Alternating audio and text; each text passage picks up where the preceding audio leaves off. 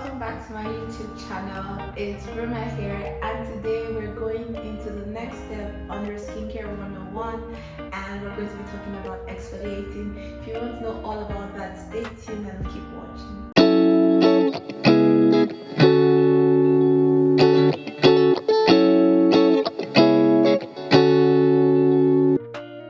Exfoliating is basically the removal of dead skin cells, and it's also sometimes known as really deep cleansing, but it's basically the process that helps in removing dead skin cells from our skin. So our skin naturally sheds itself every 30 days, and that process, the exfoliating process, helps in that process of shedding of our dead skin.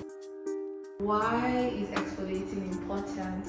Now, because our skin sheds itself, those dead skin cells literally sit on the surface of our skin and clog our pores.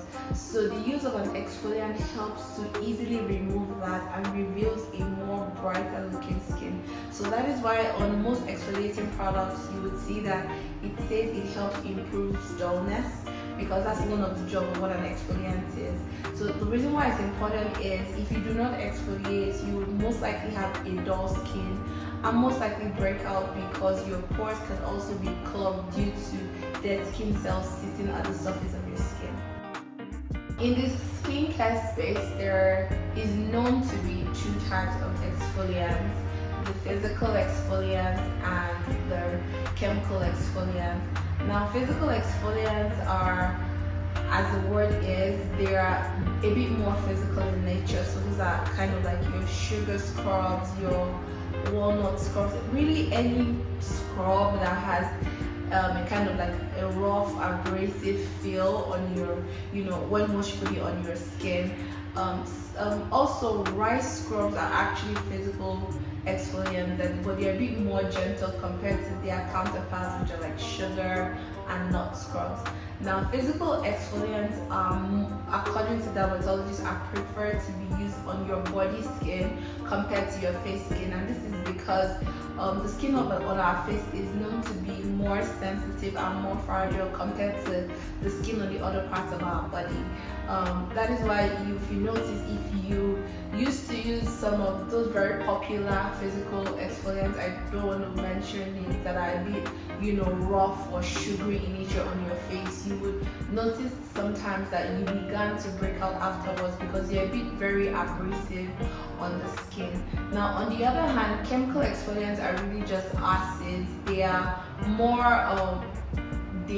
liquidy in nature, not in all cases, but in some cases. So chemical exfoliants are acid. So that's where things like your salicylic acid, your mandelic acid, your lactic acid, and where you start to hear things like AHA, BHA, PHA, those acids are literally just under each of those families, right? So those are chemical exfoliants. Those ones are more preferred on your face because they can go deep into your pores.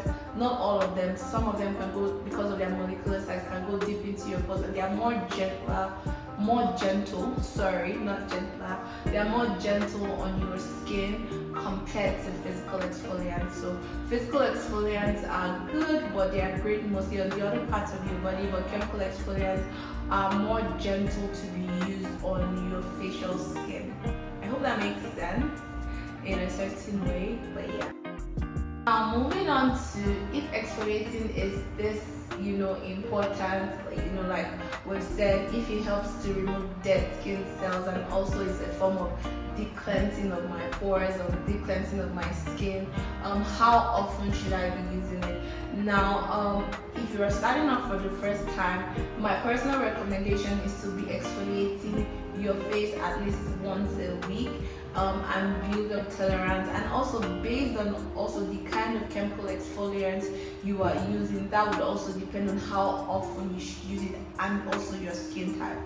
For your body also, the same formula goes. When you're using physical exfoliants for your body, you should be exfoliating your body at the very least 1 to twice a week, because just as your face sheds like dead skin cells, so does your body. And once you exfoliate very often, you will notice that your skin is a bit more brighter and less dull. One of the benefits of exfoliating that it's really not preached a lot, but it's so effective. It's exfoliating, helps with dullness of skin. It helps reveal that bright glowing skin that most people really want at the end of the day. You should be exfoliating your skin at the very least 1 to 2 times in a week.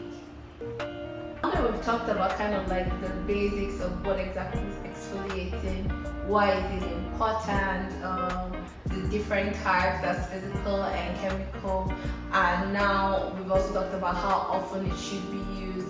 What are some of my top recommendations when it comes to exfoliating? So my top recommendations when it comes to exfoliating, I prefer it in toners or serum forms. One of them would be the Paula's Choice 2% BHA. This is, the 2% BHA here is salicylic acid. This one is a cult fave. I'm sure you know it. Most people know this exfoliant.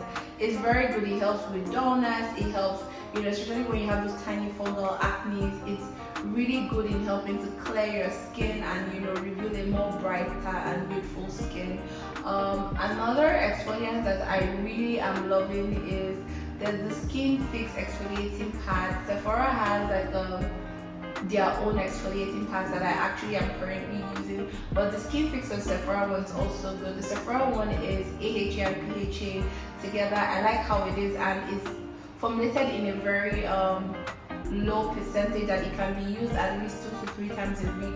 They on the package they even encourage daily use, but just to avoid your skin being oversensitized, I would not advise using an exfoliant as a daily thing, if that makes sense. The Skin Fix one is a bit more on the pricier side, but this has AHA, BHA, and niacinamide inside. It's a very good one. I think it's also worth the price because of the ingredients inside compared to the Sephora one, but Sephora one is a good substitute to it. So these ones I would say are also part of some of my top recommendations.